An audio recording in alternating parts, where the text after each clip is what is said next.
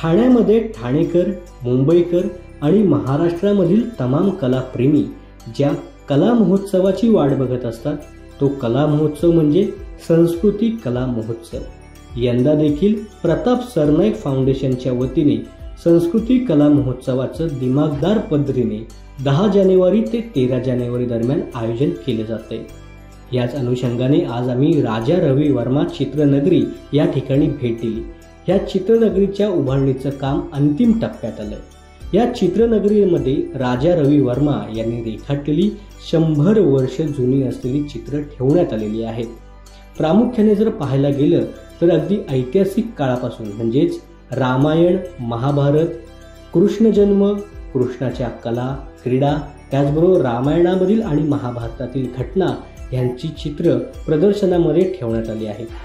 10 तारखेपासून ठाण्यामध्ये संस्कृती कला महोत्सवाला सुरुवात होणार आहे आणि ह्याच पार्श्वभूमीवरती आता आपण आहोत राजा रवी वर्मा यांच्या आर्ट फेस्टिवल गॅलरीमध्ये। अर्थातच माझ्या मागे जे तुम्ही छत्रपती शिवाजी महाराजांची जी फ्रेम बघताय, जी प्रतिमा बघताय, ह्या प्रतिमेवरून तुम्हाला एक गोष्ट आठवली असेल की आपल्याला शाळेमध्ये इतिहासाचं पुस्तक होतं ना, त्या इतिहासाच्या पुस्तकामध्ये जे कव्हर पेज होतं त्यामध्ये या फोटोचा वापर केला जात होता।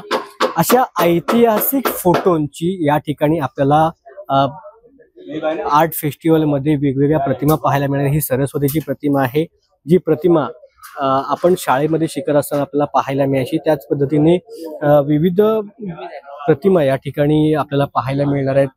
ही जर प्रतिमा आपण बघितली तर ही रामायणामधील राम आणि लक्ष्मण यांची शिक्षण घेतानाची प्रतिमा आहे।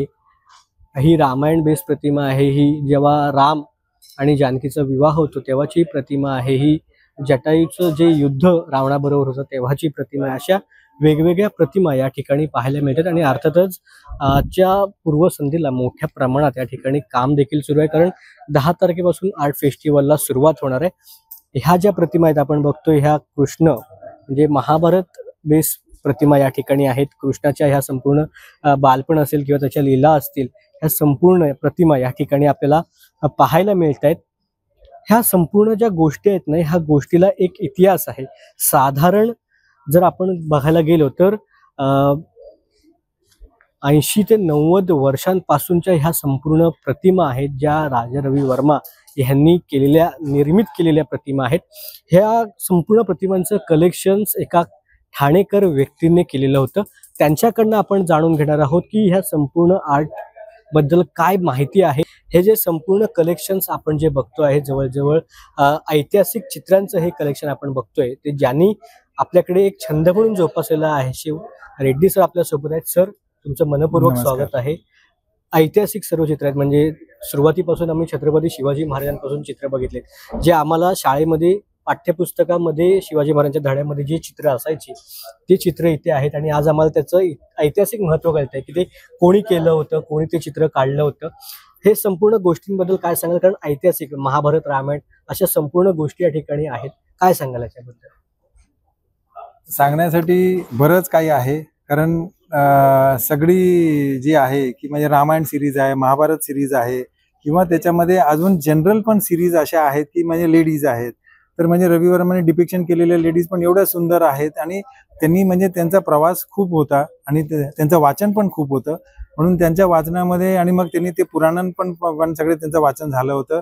तर त्याच्या बेसवर त्यांनी बरेच अशा सब्जेक्ट्स जे क्रिएट केले, they are related to those आपल्या पुराणांमधला रिलेशन आहे किंवा म्हणजे त्यांचं वाचन जे झालं होतं त्याच्यामध्ये रिलेटेड आहे किंवा त्याच्या आपल्या दंतकथामधले जे असतील त्याच्यामधले काही रिलेटेड, काही ड्रामा सिरीज होत्या त्या ड्रामा सिरीज मधला आहे। आता कादंबरी म्हणून जे आहे तर कादंबरीचं जे आहे दॅट इज बेसिकली म्हणजे एक ड्रामा सिरीज आहे, पण त्याच्यामधली जी जशी ती नायिका जशी दाखवली होती तसं ते आहे।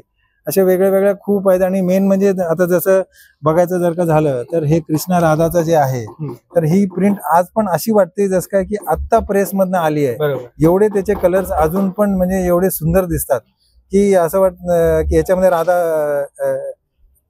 राधा रुसली आहे कृष्णावर म्हणून आणि तिची एक सखी तिला मनवते, पण तो एवढा सुंदर प्रसंग आहे की यमुनाच्या काठावर बसलेले आहेत, मागे ढग आहे, सनसेट होतोय, तसं येल्लोइशपणा आहे आणि संपूर्ण म्हणजे असं मोहून घेईल असे ह्यांचे कलर कॉम्बिनेशन्स पण आहेत किंवा त्याची ज्वेलरी म्हणा किंवा साड्यांची ही घालण्याची पद्धत आहे ती तुम्हाला जर का बघाल तर मोस्टली तुम्हाला आपल्या महाराष्ट्रीयन टाईपच्या साड्या तुम्हाला दिसतील. असे खूप सगळे बारकावे आहेत जे तुम्हाला येऊन बघितल्याशिवाय तुमच्या याच्यामध्ये लक्षामध्ये येणार नाही प्रेक्षकांना.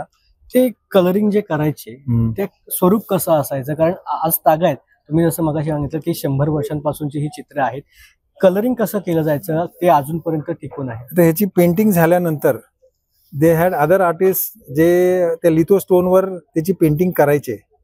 तर लिथो स्टोन म्हणजे it was a lime marble. त्याला त्याच्यावर पेंटिंग करून त्याला संपूर्ण परत पॉलिश करून मग त्याच्यावर ऍसिड आणि ग्राईम टाकून त्याच्या परत रिपॉलिश करायचे.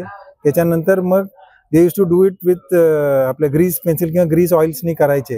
याच्यानी म्हणजे पाणी रिपेल होत होतं जिकडे ऑइल नाही आहे, तर मग त्या ऑइलला बरोबर कलर तिकडे ते पकडत होतं आणि त्या हिशोबाने त्यांचे मग प्रिंटिंग करायचे. मग एका प्रिंटमध्ये समजा 8-10 कलर्स असतील तर तुम्हाला त्याच्यासाठी 8-10 स्टोन्स लागतात. असं नाही आजच्या तारखेमध्ये आपण एक प्रिंट कमांड दिली की सगळे कलर ऑटोमॅटिक मिक्स होऊन तुम्हाला येतं, तसं नाही. तेव्हा एक प्रत्येक कलरला सेपरेशन असायचं, प्रत्येक कलरचं वेगळं केलं जायचं. असं ते प्रत्येकाचं करून ज्याच्यामध्ये जास्ती कॉम्बिनेशन्स असतील त्याच्यामध्ये तुम्हाला 8-8, 10-10 काय 15-15, 20-20 स्टोन असायचे. मग प्रिंट छोटी असेल तर त्याचा स्टोन वेगळा, प्रिंट थोडा मोठा झाला तर त्याचा स्टोन वेगळा. आज आपण एनलार्ज करतो, तशी एनलार्जची पद्धत नव्हती. म्हणून प्रत्येक प्रिंटसाठी एक साईज. आता समजा अशीच प्रिंट माझ्याकडे मोठी पण आहे तर ती 20x20 आहे, तर ह्याच्यासाठी वेगळा स्टोन असला असता, त्याच्यासाठी वेगळा स्टोन असला असता, असे संपूर्ण सिरीज असायचे स्टोन्सचे. मग तसं करत करत ते फायनिंग रिफाइनमेंट म्हणून. तर आता म्हणजे या प्रिंटच्या बाजूला आजच्या तारखेला काढलेली प्रिंट पण तुम्ही बाजूला ठेवली तरी पण एवढी तुम्हाला त्याच्यामध्ये चमक येणार नाही. That is the beauty of lithograph. एक शेवटचा प्रश्न आहे, शिवाजी महाराजांचं चित्र बाहेर आहे, त्याच्यामध्ये छत्रपती शिवाजी महाराजांच्या नावाची स्पेलिंग ही फार वेगळी आहे. मगाशी मंत्री प्रताप सरनाईक यांनी देखील तुम्हाला त्याबद्दल विचारणा केली. नक्की काय त्याच्या मागचा इतिहास आहे? नाही, तेव्हा बरेच आपले नावं पण जे होते तेव्हा आपल्याकडचे बरेच गावांची नावं किंवा आपल्याकडचे प्रोनाऊन्सिएशन वगैरे बरंच सगळं वेगळं असायचं. And Ravi Varma was very much influence by European style. आणि तेव्हा त्यांच्या काळामध्ये आपल्याकडे ब्रिटिश ऑलरेडी होतेच, असं नाही की बा he did that thing after the British पिरियडचा नाही आहे.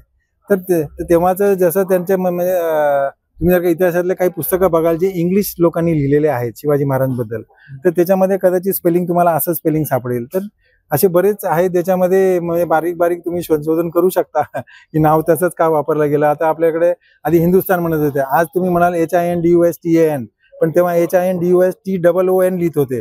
तर असे व्हेरिएशन्स आहेत त्याच्यामध्ये. तर त्या हिशोबाने द नेम त्या पद्धतीमध्ये तेव्हा त्यांनी केलेलं होतं. नक्की सर, तुम्ही आम्हाला माहिती दिली त्याबद्दल खरंच खूप धन्यवाद.